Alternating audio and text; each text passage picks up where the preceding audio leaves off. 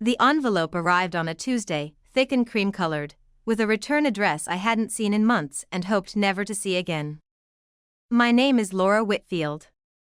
I'm 42 years old, a freelance bookkeeper, and 4 months ago I finalized a divorce from a man I'd been married to for 14 years. I opened the envelope standing at my own kitchen counter, coffee going cold beside me, and found inside it something so absurd I read it 3 times before I understood I wasn't misreading it. An invoice. Itemized, formatted the way you'd format a business bill, with a subtotal, a tax line, and a due date 30 days out. At the top, wedding expenses, Laura and Mark Whitfield, June 14, 14 years ago.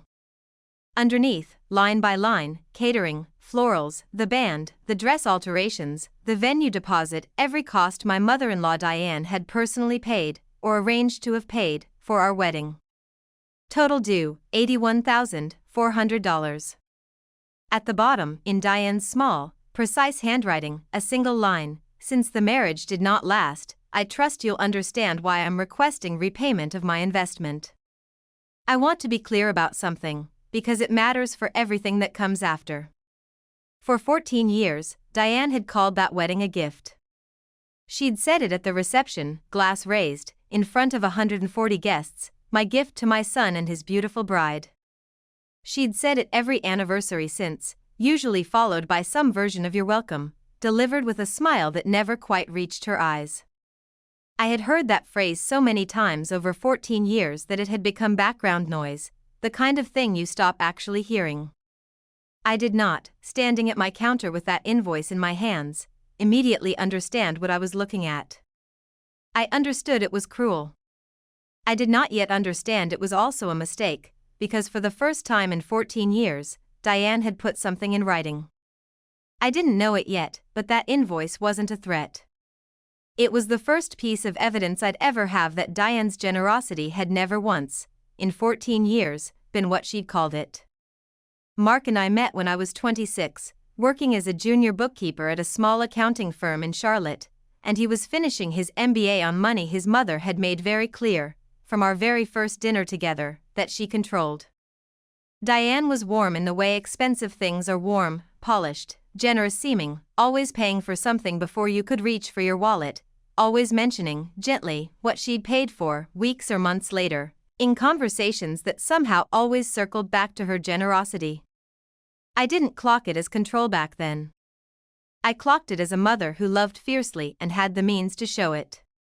It looked like love, mostly, for a long time. Diane came to every holiday with gifts that were slightly too expensive to be casual. She helped with the down payment on our first house, a gift, she called it, though I'd later learn Mark had quietly signed something acknowledging it as a loan, a detail he never once mentioned to me in 12 years of paying our mortgage.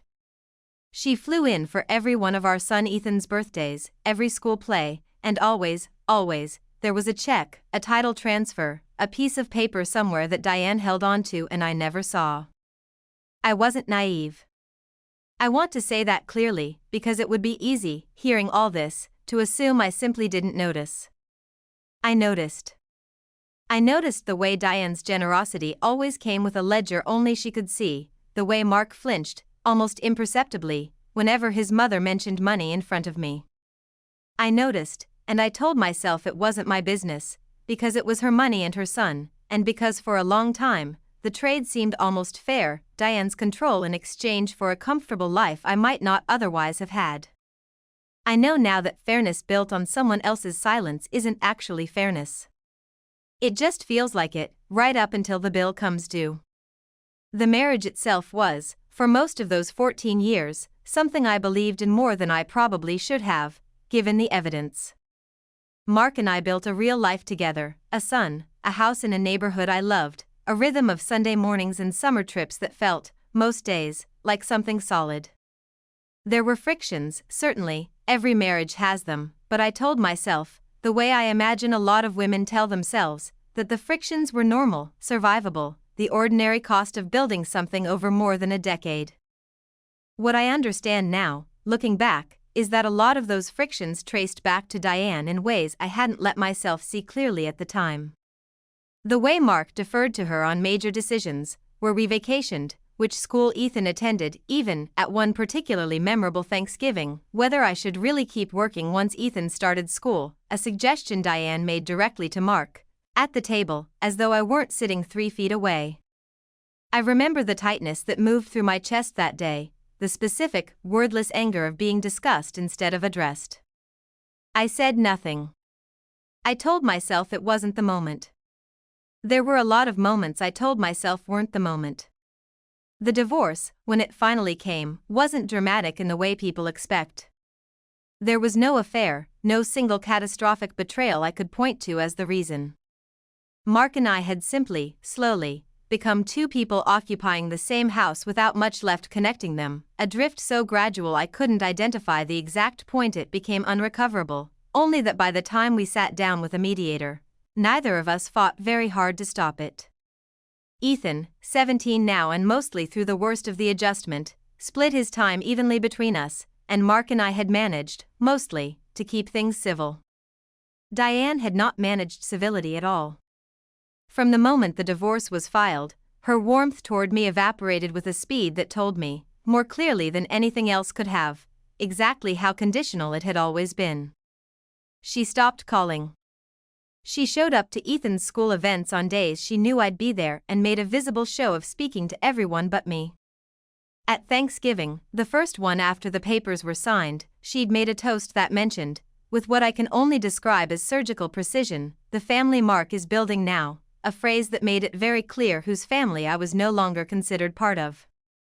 I hadn't expected warmth from Diane after the divorce.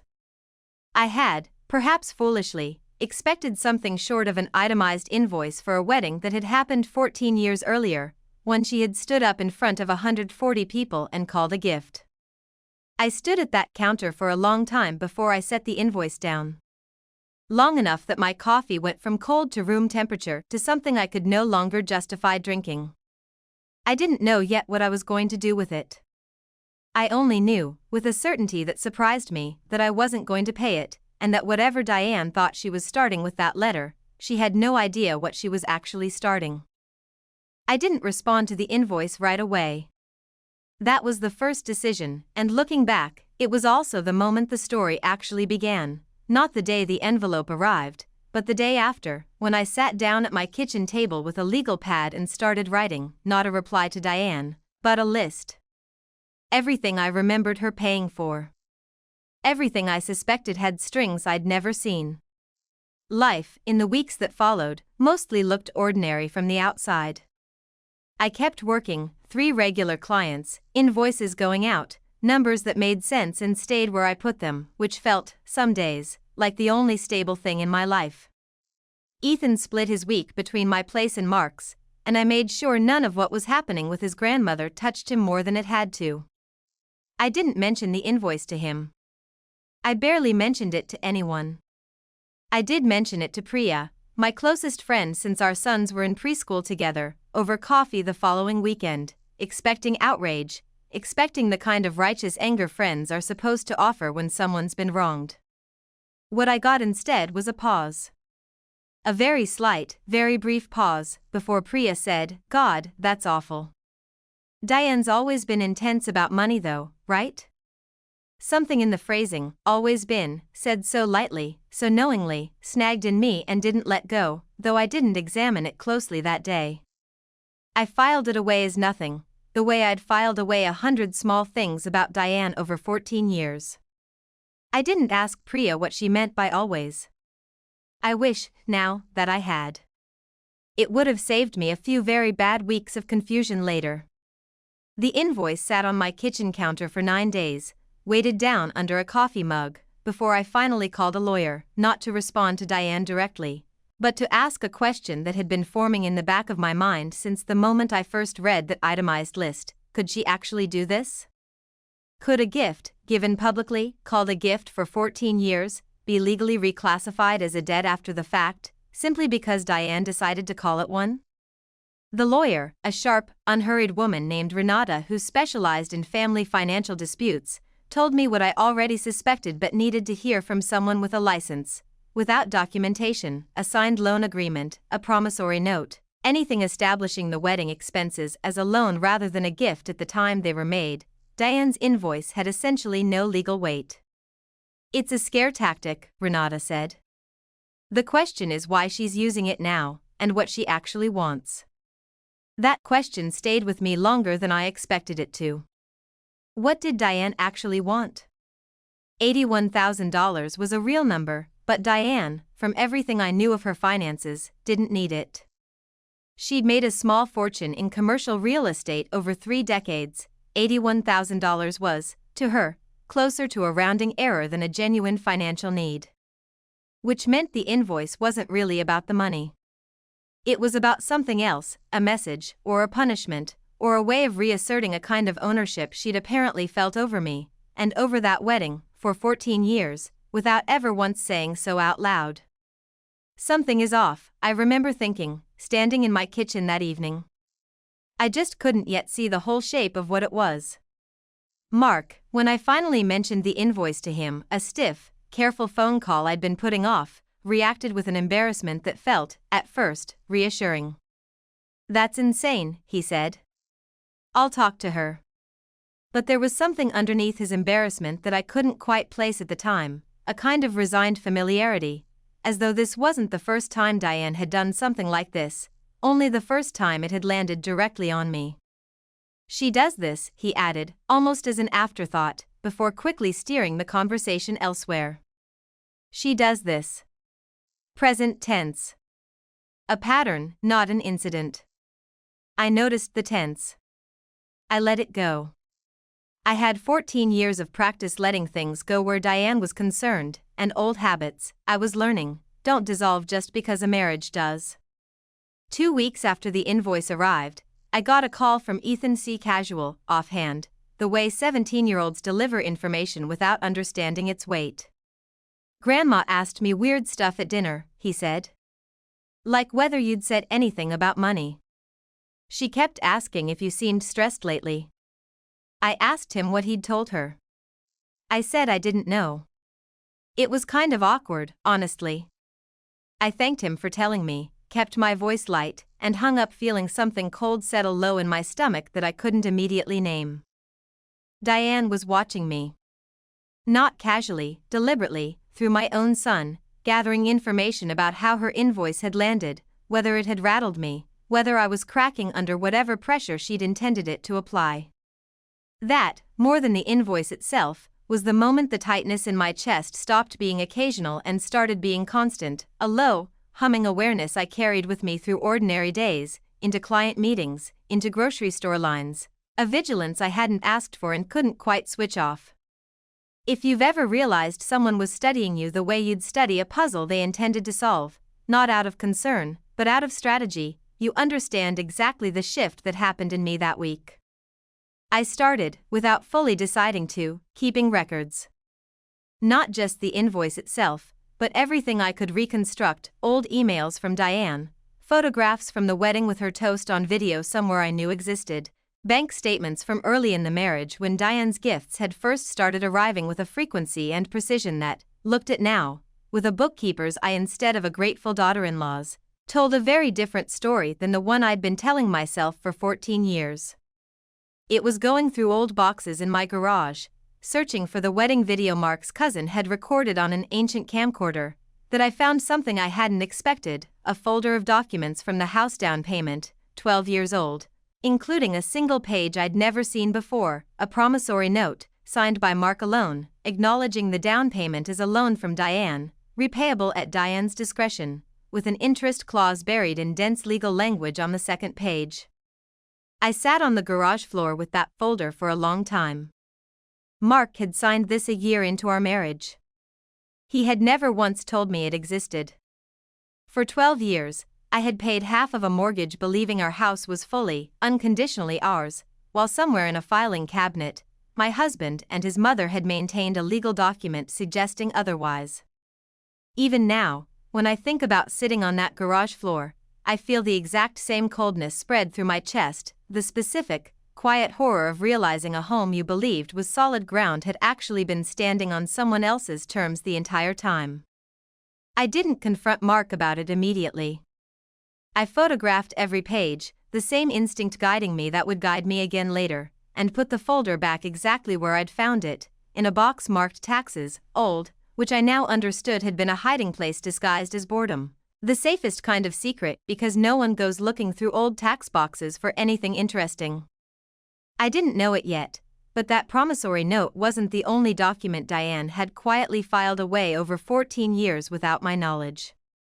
It was, I would come to understand, only the first one I'd found. That evening, I called Priya again, this time with a specific question instead of a general complaint. When you said Diane's always been intense about money, I asked, what did you mean, exactly? There was a longer pause this time. Laura, Priya said finally, I think we should talk in person. We met at a coffee shop 2 days later, a place we'd been going to since our sons were toddlers, and Priya arrived looking like someone bracing for a conversation she'd been avoiding for a long time. She didn't waste time on preamble. About 8 years ago, she said, Diane asked me to keep an eye on you. On the marriage. She said she was worried about you and Mark, wanted to know if things seemed stable. I thought it was just a concerned mother-in-law thing at first. But she kept asking, every few months, for years. Specific questions. Whether you two argued about money. Whether Mark seemed happy. I should have told you. I told myself it wasn't a big deal, that she was just being protective. I'm sorry. I've been sorry for a long time. I sat very still, my coffee cooling in front of me, absorbing the fact that for 8 years, one of the people I trusted most had been quietly reporting on the state of my marriage to a woman who, I was increasingly certain, had never fully released her grip on either of us. Did you tell her things? I asked. About us? Small things. Nothing that felt like a betrayal at the time. I never thought. Priya stopped herself, looked down at her hands. I think I convinced myself it was harmless because Diane loved you both. I don't think I actually believe that anymore. I haven't for a while. I want to stop here for a second. If you've ever learned that someone close to you had been quietly reporting your life to someone else, for years, under the belief it was harmless, you know that particular, disorienting grief. It isn't just about what was said. It's about realizing you'd never actually been as unobserved, as private, as you believed yourself to be. I didn't yell at Priya. I didn't storm out. I sat with the information the way I'd learned, over the past few weeks, to sit with difficult things, quietly, methodically, filing it into the growing shape of a picture I was building whether I wanted to or not. I told her I needed some time, and she nodded, understanding, and let me leave without pushing for reassurance I wasn't ready to give her. The following week brought the second piece I hadn't been looking for. Mark called, sounding strained, to say Diane had contacted him about formalizing the wedding invoice. She'd apparently consulted her own attorney, and wanted Mark to encourage me to set up a payment plan, framing it, in the message Mark read to me almost apologetically, as something that would preserve the family relationship going forward, for Ethan's sake. Using our son as leverage. That detail, more than anything else so far, told me exactly what kind of fight I was actually in. Are you going to encourage me? I asked Mark, keeping my voice level. There was a long pause. I told her it wasn't reasonable, he said. But Laura, she's not going to let this go. I know my mother. Once she's decided on something, she doesn't stop. I just want you to be prepared for that. Behavioral commentary, though I didn't recognize it as such in the moment. Mark wasn't defending me.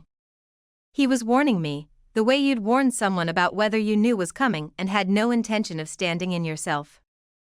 I started sleeping badly around this point, waking at 3, 4 in the morning, mind circling through documents and dates and the accumulating weight of everything I now understood about the 14 years I'd spent believing myself, mostly, unconditionally loved by a woman who had apparently been keeping ledgers the entire time.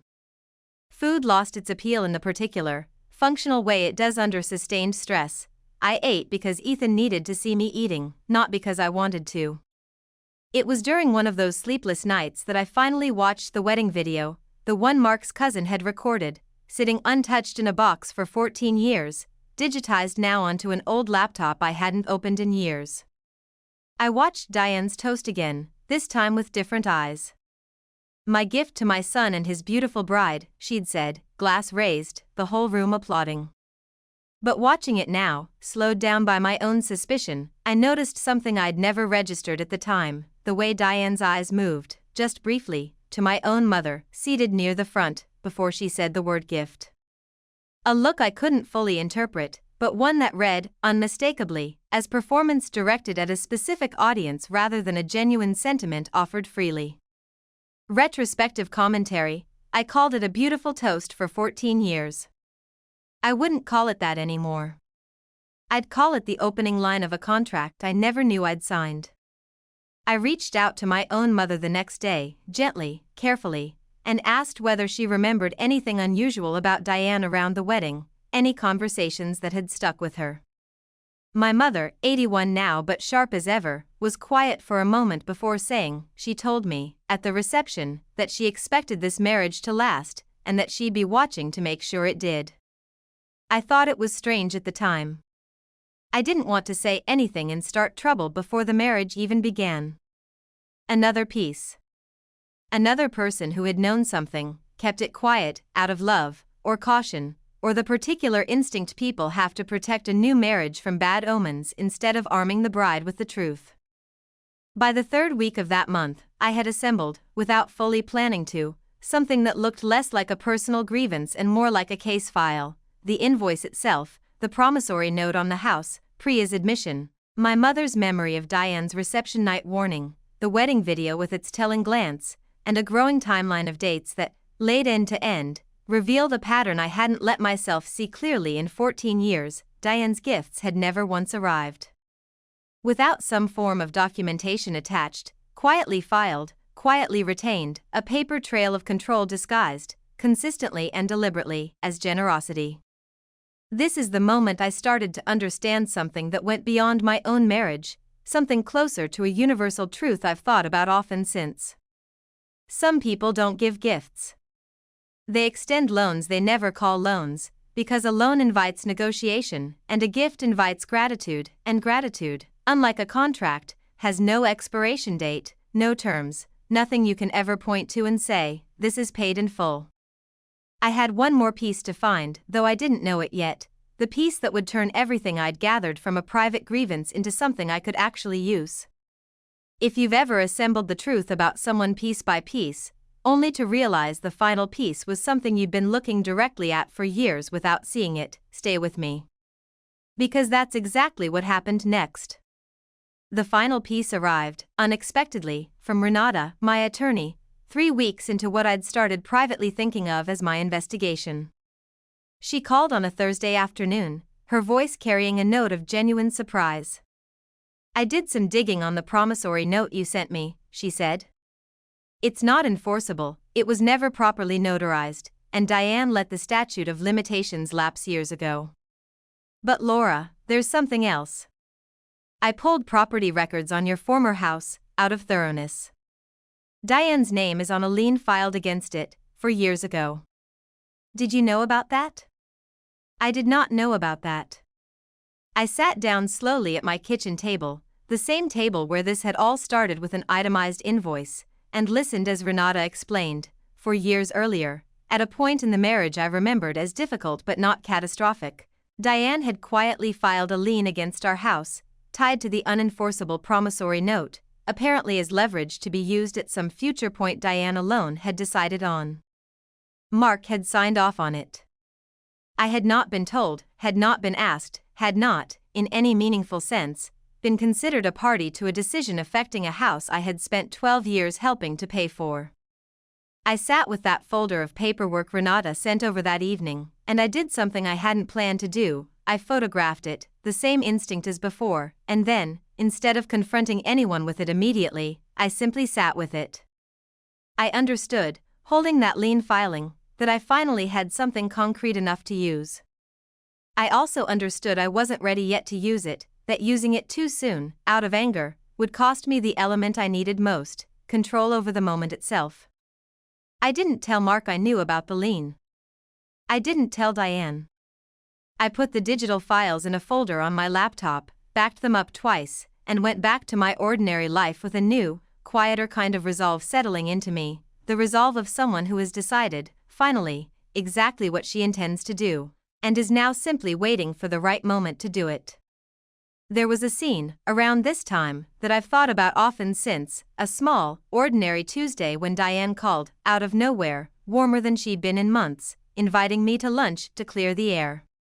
I went, cautious but curious, and sat across from her at a restaurant downtown while she talked, at length, about family, about Ethan, about how much she'd always valued having me as part of this family, phrases that, 4 months earlier, I might have taken at face value and now heard entirely differently, as reconnaissance, as a woman testing whether her invoice had worked, whether I'd softened, whether I was ready to fold. I gave her nothing. I smiled, agreed with generalities, told her I was still thinking about the invoice, that I needed more time. I watched her face carefully as I said it, a small, almost imperceptible tightening around her eyes, there and gone in less than a second, the look of someone recalibrating a strategy that wasn't proceeding on schedule. Behavioral sign, though I only understood its full weight looking back. Diane's warmth that day wasn't reconciliation. It was reconnaissance. And I'd given her nothing to work with, which, I would learn, unsettled her more than any confrontation could have. She told me, near the end of lunch, almost offhandedly, Mark's struggling more than he lets on. Financially. I've been helping him more than you might realize. A small detail, dropped lightly, and I understood immediately what it was, an attempt to make me feel guilty, to suggest that whatever I might do with what I knew would land not on Diane, but on my son's father, on the fragile post-divorce peace we'd built for Ethan's sake. I want to stop here for just a moment, because this is the part of the story I've turned over most since it happened. If you've ever had someone use the people you love most as a shield for their own behavior, you understand exactly how effective and how ugly that particular tactic is. It very nearly worked on me. It didn't work in the end, but it came close enough that I spent a difficult week second-guessing everything I'd gathered, wondering whether pursuing this further was worth whatever damage it might do to Ethan's relationship with his father, whether the satisfaction of confronting Diane was worth the collateral cost. I called Renata again, laid out my hesitation, and she said something that stayed with me: "You're not choosing between protecting Ethan and confronting Diane. Diane already made that choice for you, the day she sent an invoice to punish you for a divorce that had nothing to do with her. You're just choosing whether to let her keep making decisions like that unchallenged." That reframing settled something in me. I wasn't the one introducing conflict into this family. Diane had done that, deliberately, with an itemized bill and a due date, and everything I'd gathered since was simply the truth catching up to a story she'd been controlling for 14 years. I decided, finally, on my plan. Diane had a birthday coming, her 72nd, a family dinner she hosted every year at her house, the kind of event where extended family gathered, where Diane held court in the way she'd always held court, generous and warm and subtly, unmistakably, in charge of the room. I would go. I would bring everything I'd gathered. And I would let the truth do what 14 years of my silence had never allowed it to do. I didn't tell anyone what I was planning, not Mark, not Priya, not even Ethan. I understood, by then, that the power of what I'd assembled depended entirely on no one having the chance to prepare for it, least of all Diane herself. I spent the 2 weeks before that dinner organizing everything into a single document: dates, amounts, the invoice itself, the lien, the promissory note, a printed transcript of Diane's own toast from the wedding video, alongside a formal letter from Renata confirming that the promissory note and lien were both, as of the previous week, void and released, a piece of paperwork I'd quietly had Renata file the moment she confirmed the note's invalidity, closing off Diane's legal leverage before I ever confronted her about it. I didn't reveal that filing to anyone. I used it privately, to make certain the ground I intended to stand on was actually solid, and I put my copy of it back into the folder exactly where it belonged, waiting for the moment I'd chosen to use it. The night before Diane's birthday dinner, I sat at my kitchen table with the completed folder in front of me, and felt something I hadn't expected to feel after everything. Not triumph exactly, not yet, but a kind of settled clarity. The particular calm of a person who has stopped waiting for someone else to hand her the truth and has, instead, built it herself, piece by piece, into something no one in that room the next evening would be able to argue away. I didn't know it yet, but the dinner I was walking into wasn't going to unfold the way I'd planned it in my head. Diane, it turned out, had one more move of her own, one I hadn't accounted for at all. Diane's house on the evening of her 72nd birthday looked exactly as it always did for these gatherings: string lights on the back patio, a caterer's van in the driveway, the particular hum of extended family arriving in 2s and 3s with wine and gift bags, and the practiced cheer of people who'd learned, over years, how to perform normalcy in Diane's presence. I arrived deliberately, not too early, not too late, the folder inside a plain canvas bag slung over my shoulder, unremarkable among the other bags and boxes people carried in.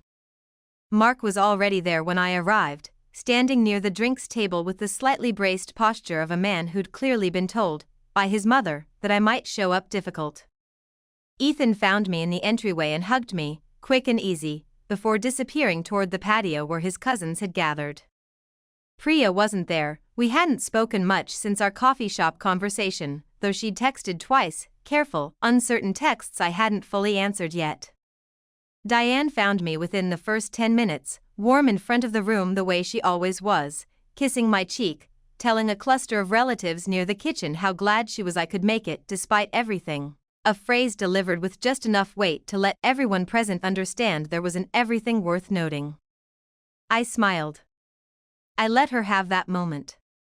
I understood, by then, that she believed she still controlled the narrative in this house, and some part of me wanted her to believe that for just a little longer. Behavioral choice: I stayed calm on purpose. Not because I felt calm, my hands, tucked into the strap of my bag, hadn't fully stopped trembling since I'd left my house that evening, but because I understood, finally, that calm was the one thing Diane had never learned to counter. Dinner unfolded the way these dinners always did: too much food, toasts that ran long, Diane at the head of the table holding court with practiced ease. It was during the toasts, when Mark's uncle raised a glass to Diane's generosity, always, to this whole family, that I felt the moment arrive, unmistakable and specific, the way you sometimes simply know a door has opened and won't stay open long. I stood, my own glass still full, and said, into a room that quieted almost instantly at the sight of me standing, "Since we're talking about generosity, I think everyone here should actually see what that's looked like, in writing, over the years." I opened the bag. I set the folder on the table in front of Diane, not thrown, not dramatic, simply placed, the way you'd place a document you expected someone to actually read. Inside, in order, the itemized wedding invoice with its $81,000 total. The promissory note Mark had signed 12 years earlier without telling me. The lien filing against our former house, 4 years old, filed without my knowledge or signature. And on top, Renata's letter confirming both the note and the lien were now void and released, filed the week before, quietly, closing off any leverage before Diane had a chance to use it. I said very little. I let the room do the reading, and the room did. I had planned exactly what I would say. In the moment, I found I didn't need to say most of it. The papers said it for me, and I watched, for the first time in 14 years, Diane's careful control of a room begin to slip in real time. "This is a family dinner," Diane said, her voice tight, reaching for the papers and pushing them slightly away from her, not quite touching them.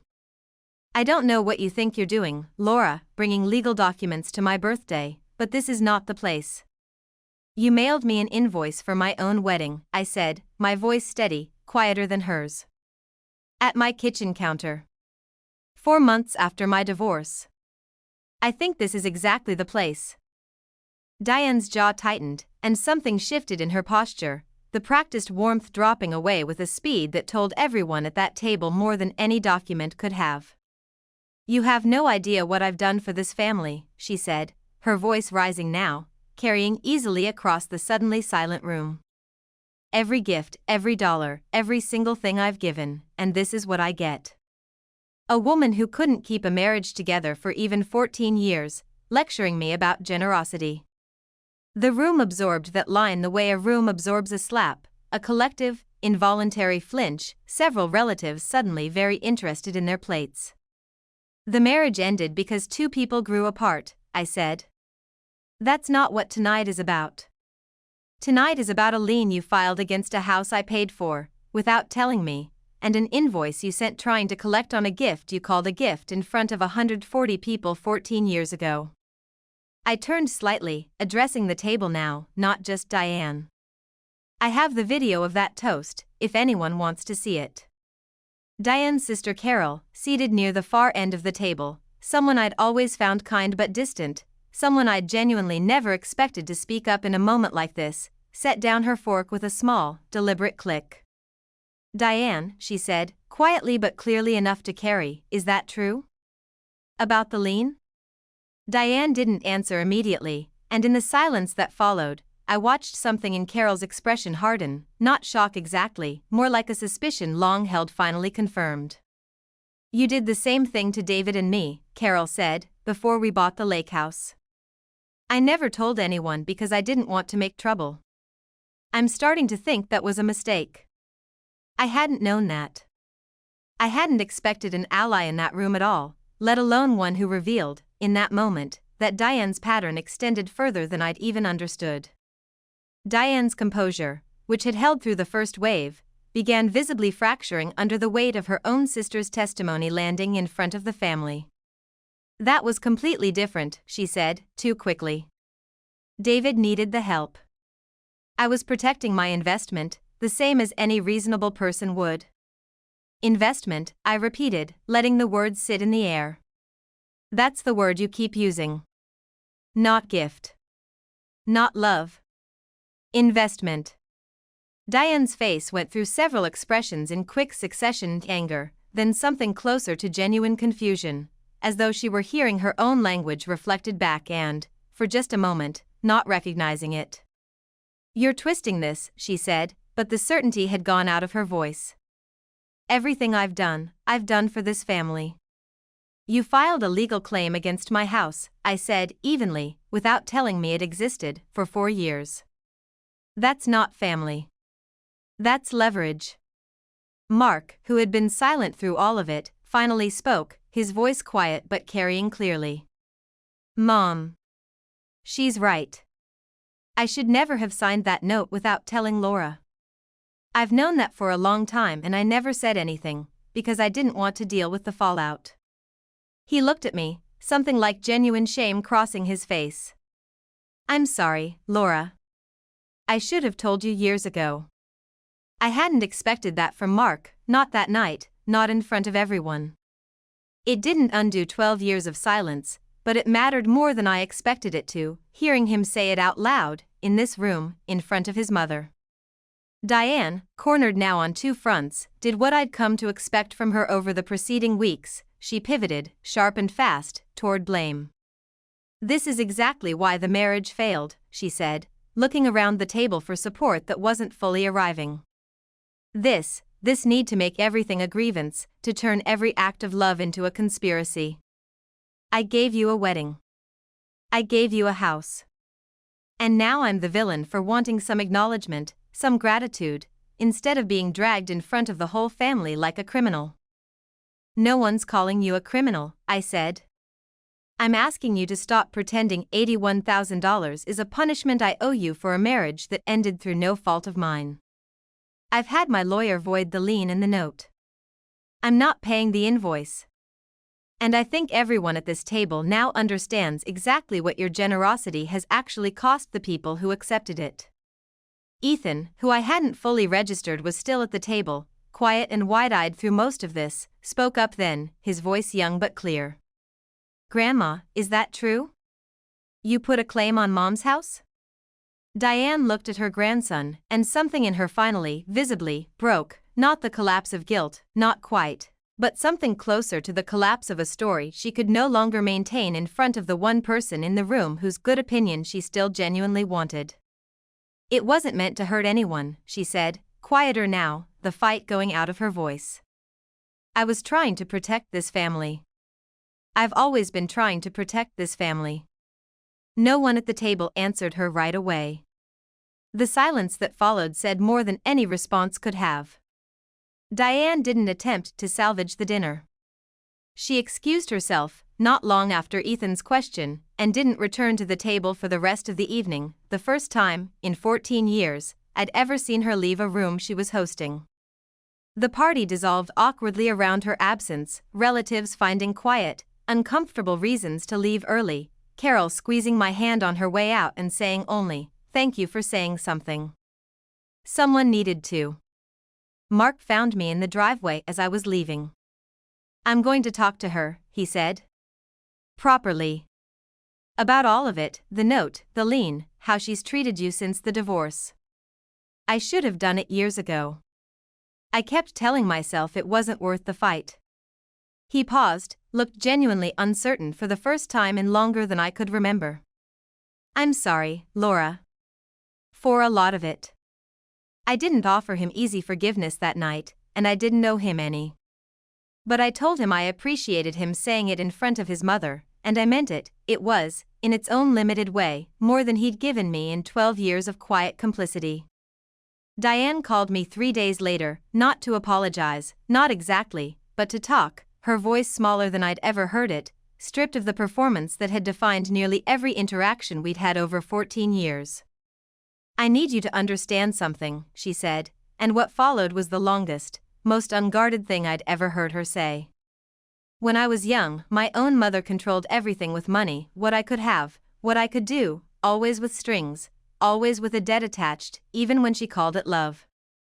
I swore I'd never do that to my own children. And then Mark married you, and I watched how easily the two of you built things together, how little you needed me for any of it, and I didn't know how to be part of that without finding some way to matter. So I paid for things. I kept the paperwork, told myself it was just being careful, being responsible, not control, just prudence. I told myself that for so long I stopped being able to tell the difference myself. When the divorce happened, I panicked. Not about the money, I don't need the money, and some part of me always knew that invoice was absurd the moment I sent it. I panicked because I realized, watching the marriage end, that whatever hold I thought I had over this family had never actually held anything together at all. It had just made everyone afraid to leave, afraid to speak up, afraid of what it would cost them if they did. I sent that invoice because I didn't know how else to stay relevant to a family that, I was terrified, didn't need me for anything real anymore. I'm not asking you to forgive the lien, or the note, or any of it. I don't think I've earned that. I'm telling you this because Carol was right tonight, and I think some part of me has known it for a long time. I built a family on obligation because I never learned how to build one on anything else. I'm 72 years old, and I only just said that sentence out loud for the first time in my life. Even now, remembering that phone call, I feel something complicated stir, not quite forgiveness, not quite the satisfaction I might have expected. Just the particular, unsettled recognition of finally hearing someone's real reasons, after years of only ever being handed their performance. I told Diane I appreciated her honesty. I told her, gently but clearly, that honesty didn't erase what she'd done, and that whatever relationship we had going forward would need to look very different from the one we'd had for 14 years, built on actual transparency, not quiet paperwork and public performance. She agreed, and for the first time since the invoice arrived, I believed she meant it, at least in that moment. The months that followed brought their own quiet reckonings. Diane's relationship with the rest of the family shifted permanently. Carol, in particular, distanced herself noticeably, no longer attending every family gathering with the automatic loyalty she once had, and I later learned she'd finally had an honest conversation with Diane about the lake house lien from years earlier, one that ended with Diane formally releasing that claim too. Diane standing at the center of family gatherings, the seat of honor she'd occupied without question for decades, quietly eroded, not through anyone's cruelty, but simply through the accumulated weight of everyone finally seeing the pattern clearly, together, in one room, on one night. Priya and I slowly repaired what had cracked between us. It took time and a longer, harder conversation than our coffee shop meeting had been, but she'd meant her apology, and she showed it in the months after. No more quiet check-ins with Diane, no more information passed along under the belief it was harmless. I didn't fully forget what she'd done. I did, eventually, forgive it. Mark and I settled into something that resembled, for the first time since the divorce, genuine ease, not romance, not reconciliation, just two people who'd finally stopped performing a version of family that had never quite been honest. He kept his word about talking to his mother, and their relationship, from what I could tell, grew more honest too, even if it also grew smaller, less central to both their lives than it had been. I never paid the invoice. Diane never asked again. There's a version of this story that could have ended with me quietly setting up a payment plan, absorbing one more year of Diane's leverage the way I'd absorbed 14 years of it before, because it was easier, because conflict felt more costly than compliance. I understand that version. I lived close enough to it for long enough to understand exactly why so many people choose it. I chose the other version instead, not out of anger, in the end, though anger got me started. I chose it because somewhere in those weeks of quietly gathering evidence, I stopped being a woman waiting to see what Diane would do next, and became, instead, someone who'd finally decided what she was willing to accept. That decision cost me some comfortable illusions about my marriage, my closest friendship, and the family I'd spent 14 years believing I fully belonged to. It gave me something more durable in return, the plain, unglamorous relief of no longer flinching every time an envelope with familiar handwriting showed up in my mailbox. The most quietly revealing moment in this story isn't the confrontation at Diane's birthday dinner, it's Carol's small, deliberate click of her fork setting down on the table, the sound of one woman deciding, after years of silence, that she was finally willing to be believed rather than comfortable. That single gesture did more to unravel Diane's authority than any document Laura brought to the table, because it revealed something the papers alone couldn't. Diane's pattern of control wasn't unique to her relationship with Laura.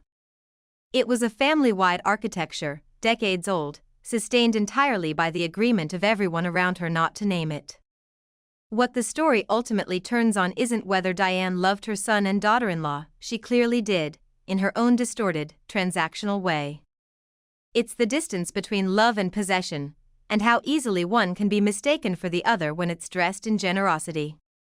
Diane's confession, when it finally came, wasn't a villain's excuse. It was the logical outcome of someone who learned, generations back, that love without leverage felt too much like vulnerability to risk. That doesn't excuse the lien, or the invoice, or 14 years of quiet control disguised as devotion. It does explain why a woman with genuine means and genuine affection for her family could still choose, again and again, to keep score. Laura's real victory in this story isn't legal, though the void lien and cancelled note certainly mattered. It's the shift from a woman who spent 14 years absorbing conditions attached to affection, to a woman who finally understood that a gift with strings was never actually a gift at all, and that naming that difference, out loud, in front of the people who mattered, was worth far more than the $81,000 Diane tried to reclaim. What lingers, too, is how much of this story depended on people who knew something and said nothing. Priya, Carol, even Mark, all quietly aware of a pattern they let continue because confronting it felt costlier than accommodating it. That's rarely how we imagine complicity working. It usually doesn't look like malice. It looks like people who loved Laura, who meant her no harm, deciding again and again that peace was worth more than her knowing the truth. I think about that whenever I think about my own family, the things I've let go unsaid because saying them felt like more trouble than they were worth. What stays with me most about Laura's story is how ordinary the control looked, right up until it wasn't. Nobody at that wedding, watching Diane raise her glass, would have called it anything but generosity. It took 14 years, an itemized invoice, and one very brave sister-in-law finally speaking up for the truth to surface, and even then, it surfaced quietly, over a dinner table, not in some dramatic reckoning. I think about how many of us have our own version of that invoice sitting somewhere, a gift we were never quite allowed to fully own, a kindness that came with a ledger only the giver could see. Maybe the real question isn't whether you'd have kept the receipts the way Laura did. It's whether you'd have let yourself notice, all those years earlier, that something given freely shouldn't need a receipt at all. If this story touched something familiar, a person in your own life whose love always seemed to come with a quiet asterisk, I'd love to hear about it. Drop one word in the comments, the moment, or the person that finally made you look closely. Thank you for sitting with Laura's story with me tonight.